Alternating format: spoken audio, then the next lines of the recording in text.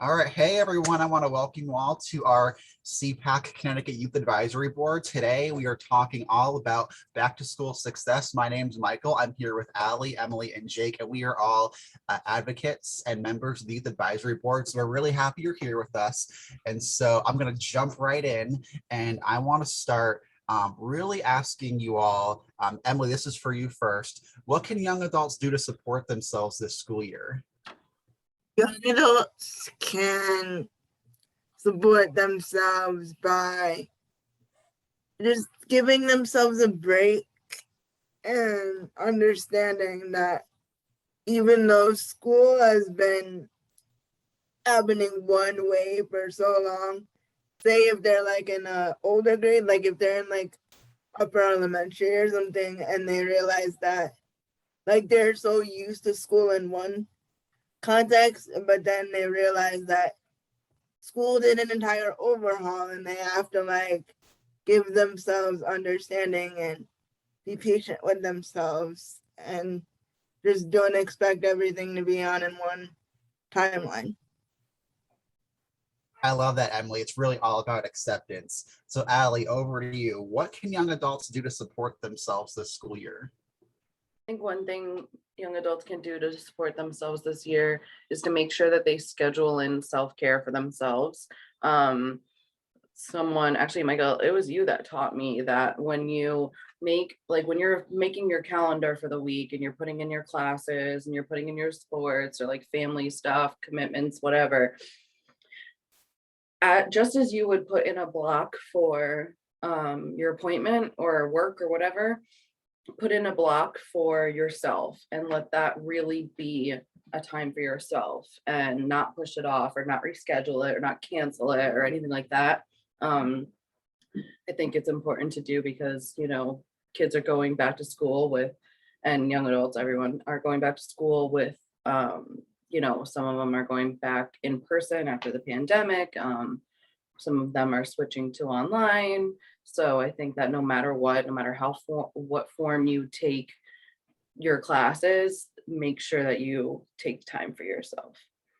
Mm-hmm. And thanks for bringing that up and reminding me that I told you that, because I do that, but it's helpful to remind us all and our listeners and viewers that, treating yourself like an important client is a great way to really stay on track.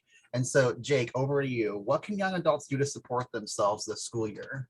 So firstly, you should feel proud of all that you have accomplished in your previous school year and stay ready for change. And secondly, getting yourself organized will help you feel in control. Thirdly, identify your support team, and so when you need help, you have the right contacts to reach out to. That's awesome, Jake. And I think you mentioned two really important things. I think the first thing you mentioned is being proud of yourself, because you're right. I mean, I don't have to tell you all, like the last, year and a half, 2 years has been, I think, to put it politely, like a nightmare. So it's been stressful for everyone. So I think getting to that place of like being okay with where you're at, with finding whatever shred of gratitude you can and really patting yourself on the back, like we talked about with Allie, putting yourself first on your calendar. So what you're really talking about too is talking to yourself like you would a really good friend. And then the other thing is making sure you have support system in place. So if you have professionals, friends, family, whoever you have in your corner, to make sure maybe it could look like setting up a plan with them or having an open dialogue based on what you need. That's awesome. So Emily, back to you for our next question. How can young adults get support from teachers and other adults? Sorry. I have a good answer for this one, but I'm not really sure how it really applies because you know how in school everybody has like IEPs and teachers have to follow those, and you know how in college it's like in a similar sense, except only your professor and your advisor know about your accommodations. Well, I was thinking that if the student needs like any sort of like extra like time, like I'm like for me personally, I knew that if I was having like a rough mental health episode, my sped teachers in my middle school and my high school, they let me just like go to their room and just de-escalate. So like maybe make a plan to have a signal with your teachers or something to that effect if you need like a timeout. That's awesome. And I think we've had many conversations around school and getting the help you need. And I think what I love about you, Emily, is you're always the first one to be like, talk it out, get a plan, whether it's like through like formal accommodations or you're just having casual conversation with a teacher or professional. I think you're really amazing at reminding everyone, like the answer is always going to be no if you don't ask. So I really Yeah. appreciate you mentioning that today. No. Allie, can you talk about maybe some ways young adults can get support from teachers and other adults? Sure. I really like what Emily said about having that like signal or a plan for when you need a break. I wish I had that in school. I definitely didn't have that.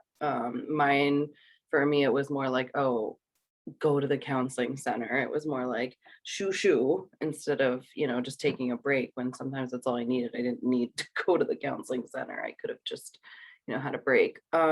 Young adults can get support from teachers by seeking out ones that you know or have heard about that can be trustworthy. And if it's a new school for you and you don't know anyone or anything, I would start with a counseling center first, and not necessarily a counseling center for your academics, because a lot of times there's in high school, you'll have like a counseling center for your academics and then a counseling center for your, you know, behavioral health or whatever. So I think the behavioral health one is the one that you gotta seek out and just kind of just walk in and say, I'm just scoping it out, just be, you're just observing. And you can even lie and say, like, I'm scoping it out for a friend. They're interested in coming by, and I told them I would check it out first. And, there's nothing wrong with that. And find out about those resources, notice posters, things like that that might be up there. And a way you can get support from other young adults is be transparent and be open-minded and understand that if you share something that may be very important for you and someone else gives you a reaction that maybe upset you or hurt you or invalidated what you're going through, just know that chances are that person has their own stuff going on too. So it's not about you, and there is somebody out there that would love to hear what you're going through, because chances are someone else is going through it too. Mhm. You brought up a lot of great points, but before I forget, I think one, and this could be a whole separate conversation for all of us, but I do want to touch on it, is I think you kind of alluded to, Allie, like mental health and taking care of yourself and having a break, whatever you want to call it, is not a punishment. I think we may have had experiences in school where it was viewed more as a punishment. Oh, you're not doing well. Go out to a principal or a counselor. So I think it's reframing that really support should hopefully look like for you in your life and in school as a positive thing, not as a negative thing. So I think that's part of why we're all in doing the work that we do. Is it's really a big push on wellness and how to move forward as a way to take better care of yourself and accomplish what you want to accomplish. And it's never about like discrimination or being negative. So All right. So Jake, can you talk a little bit about how young adults can get support from teachers and other adults? Yes, it can. Well, first off, is honesty. Being honest with yourself and also your teachers.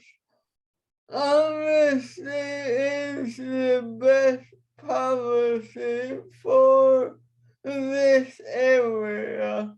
When meeting with your support team, and talk about what you feel is going well, but even more importantly, is speak about where you are struggling. Make sure that you leave the meeting with a plan of action, and that it is a plan that you feel comfortable with.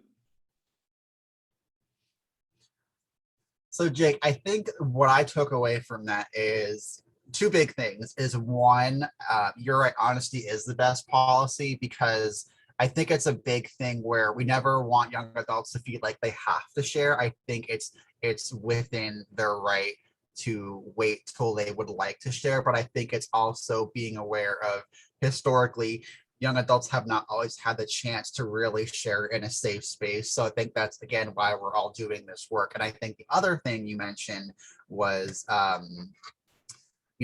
really being okay with uncomfortable moments. I think that's sometimes where change can happen. And maybe that it might be uncomfortable to really talk about what's going on with you for the first time if you're not a young adult who's really shared something before, but that's part of that learning process. So thanks for sharing that, Jake. All right, Emily, back to you. So can you talk a little bit about what can young adults do if they are struggling? I have a loaded answer for this one. What young adults can do is go to their family if possible, or I know that I personally spend a lot of time in my school psychologist's office once a week, every week for like all of middle school and high school. Yeah, definitely go to definitely like get set up with your school's mental health professionals, because they're there to help you like educationally, like with the paperwork side of like special ed, but they're also there like if you're dealing with interpersonal conflict, which if you are like a young adult in middle school, this middle or high school disability or not, you are dealing with that stuff. So, and Emily, I think what you really brought up too was young adults, you're never alone. I think, especially with social media, because I've been thinking about this a lot too, is like sometimes like on social media and like in the public, there can be a tendency to, like, as I've heard, like social media online shows the highlights. Like I know people who post all the glamorous crap on social media, but I'm like, girl, I saw you yesterday. You were like going through some stuff. So it's the, it's acknowledging like we all deal with things. So I think it's part of that, like we all can be anxious, we all can be going through tough times. So I think it's really normalizing. You really can't do life alone, as I say, and so that's whatever really is going to work for you for support. Allie, can you share a little bit more about any thoughts on what young adults can do if they are struggling? Sure. What first comes to mind is something that kind of happens just in the moment. So say you may be in a classroom or a setting scenario, whatever, where you can't necessarily walk away or get up or whatever, or leave in that moment. How to just recenter yourself and calm yourself in that moment. And I think one technique I learned was when I have racing thoughts or anxiety or have a hard time centering myself or, overwhelmed, what have you, I will look around the room and I'll go through the colors of the rainbow and I'll try to find like as many items as I can in the room with that color. So if I start with red, I'll try to find everything in the room that's red and then everything in the room that's orange and so on. And just doing that brings me right back into where I am in that moment, and it gives me a chance to kind of slow my heart rate, and I'll also try to breathe at the same time. So I always say like try to learn techniques that can help you in actual like moment in itself where you might be feeling overwhelmed, but also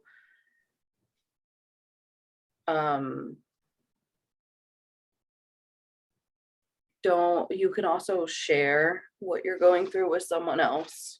Shame storms hate when you share your story because it destroys them and it gives an opportunity for connection. So I often tell people, chances are if you lean on someone else and open up about how you're feeling, you don't necessarily have to say exactly what you're going through rather than what you're feeling. You can say, I'm going through some things right now I can't really talk about, but the feelings that are coming out of them is XYZ. And I just am trying to navigate that.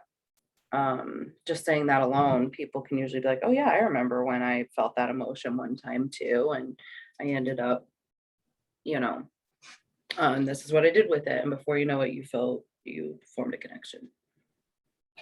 That's awesome. And I think you brought up a lot of good points. And I think I first want to just kind of wrap up the point that you talked about skills you can do on your own. And, we have lots of educational content on our CPAC Young Adult section. You can definitely include a link in this video posting. But I think whether you learn it from a clinician, a friend, books, wherever, I think you made the great point of the difference that support doesn't always look like just talking things out. If you're a young adult who also would like to learn ways to have more coping skills, so when you are doing whatever, work, school, life, what have you, you have those tools in your tool belt, so to speak. So just a little public service that support is not always sharing every little thing. So thanks for bringing that up, Callie.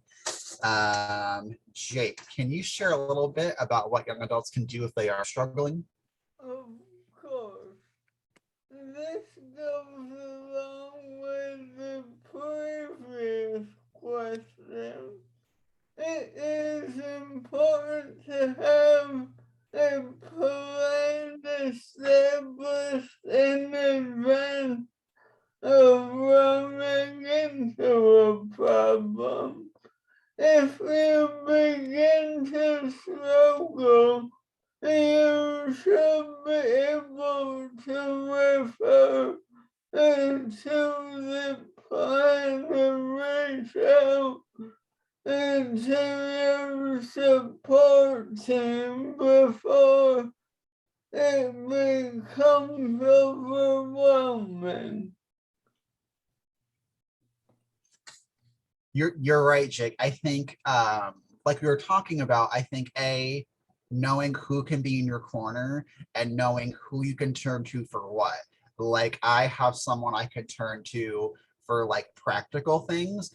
I have someone I could turn for like emotional support. So I think even if young adults want to break down, like if I'm struggling with XYZ, it's like having that list broken down. But I think you also brought up the great point that really opening up earlier on, because you're never a bother. Like we all were talking about, people want to help you, so it's not bottling it up and it's not waiting until you're really struggling. So thanks for bringing that up, Jake. That really young adults should definitely be open and honest and upfront if possible. Cool. Emily, can you talk a little bit about if there's anything you want to say to teachers, parents, other professionals who may work with students or other young adults? Something that I want to say to teachers and other professionals is to just like see the person as a person and their disability as like a huge part of themselves, because because a lot of times professionals, even in my own experience, will just see my wheelchair and just see like my other disabilities without seeing me as a person without other parts of my life. And that's just mind blowing to me. I don't know if this counts, but like when I met my college advisor, just by looking at me, he would never know that I speak so articulate. Just by looking at like on my file, he never would have thought that I was as articulate as I am.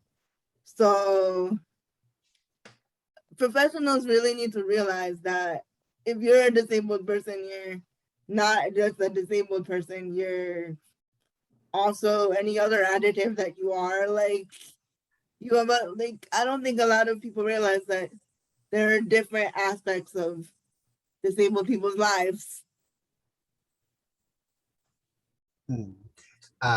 No, I think that I always love when you share this, Emily, because it's so true. I think two key points is one, you're right. We are all people, we are all complete individuals, and we all have authority over our own lives and what we want in our life. So I really like that you always mention that, is really breaking down the discrimination and the stigma.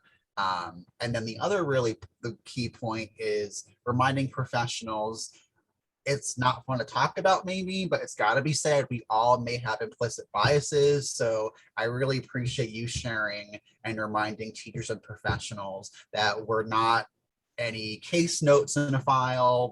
We're more than that. And so I just really appreciate you making that point to just be honest, be vulnerable. If you do work with young adults, really of any young adults, really people, of course, everyone, but just being aware and treating every person who comes through your door with respect. So thanks for sharing, Emily. No problem. Allie, can you talk about anything you'd like to say to teachers, parents, professionals, anyone who works with or supports young adults or students? Sure. One thing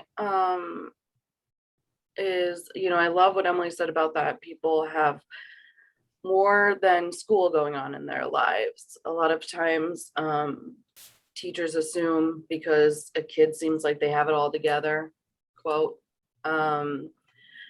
a lot of times they don't. And you have no idea what's going on behind closed doors. You have no idea what's going on at home or in their social life. And I always tell teachers, keep in mind that just because they're young doesn't necessarily mean inexperienced. Sure, they may be inexperienced in things like buying a home or, managing bills or something like that. But then again, they might not. I know young adults and teens that do support their families. They do go to work and contribute to the home because they have to. And so I just always encourage teachers to pay attention to the student more than just their grade, more than what other teachers may say about them. And especially if you have a family, if you have the sibling of a previous student, I always remember the talks of, oh boy, there's the Jane Doe kids, and it's like that kills that just crushes someone's self-esteem.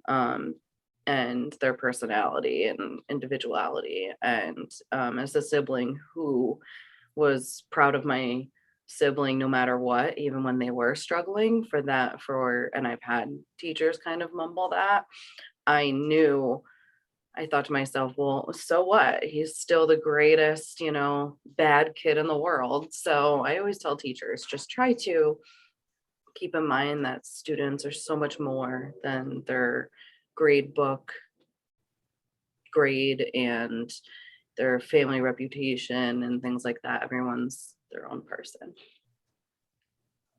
Thanks for sharing, Allie. I think a couple things is, one, you mentioned really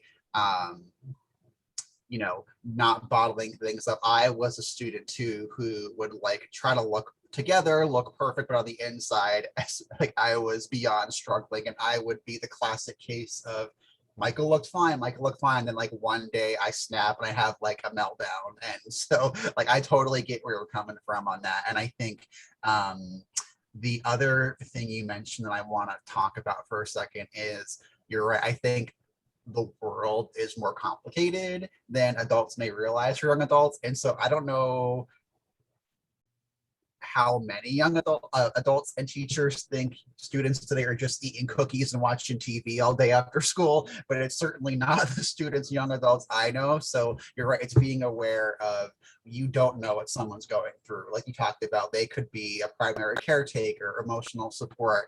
And I think until you have those conversations and ask those curious questions, hey, how you doing? And building that relationship, you're never going to know. And so I think I really appreciate you taking the time to mention that, because I'm not trying to say there's always a magic bullet, but I think often what can really help a young adult, as you're all hearing, is relationships and being kind and curious and just opening that door for connection. So thanks for sharing, Allie. Jake, is there anything you want to share, say to teachers, parents, or professionals who work with young adults or students? Yes, there is. Here is the voice. And do not think you know what they need before you even understand what they are going through. It may be hard for them to share how they are feeling, so please validate that. I love that, Jake. I think the validation and just not making assumptions. We all know the classic quote on assumptions, right? So if you don't, you can look that up. So I think that's great. But I also want to mention for any professionals watching, I think it's really a two-way street. I think you'll probably find the more open and understanding you are about your students, the more they'll give you the same back. So I don't want this to ever come across like, like some kind of way, but I think, and what I've seen is like, it's always the teachers and professionals who are like really understanding are the ones that just, it's like magic, right? Like the ones that have that natural respect. And so if you are a professional who's going through something, and I get it, the last couple years have been tough with COVID and everything going on.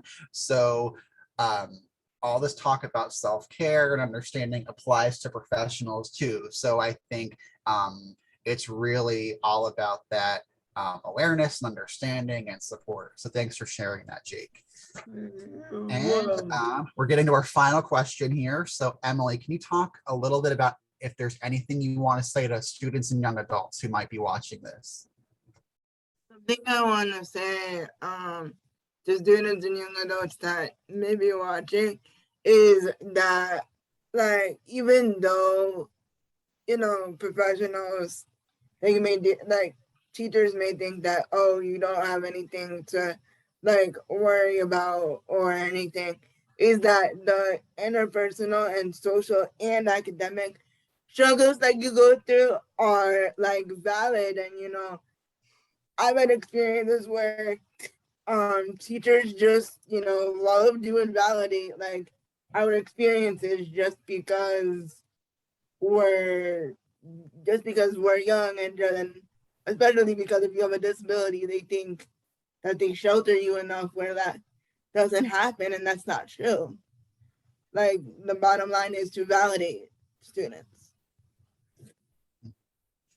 Thanks for sharing that, Emily. You're right. It's some of those simple things that on paper I'm like, why doesn't everyone do this? But it's the simple versus easy. And so everyone listening, please find a way to if you work with young adults or students, please find a way to just kind of try something new. If you're used to talking with young adults a certain way and it's not really working, try something different. Allie, is there anything you want to share to young adults and students who might be watching this? Yeah, just be yourself.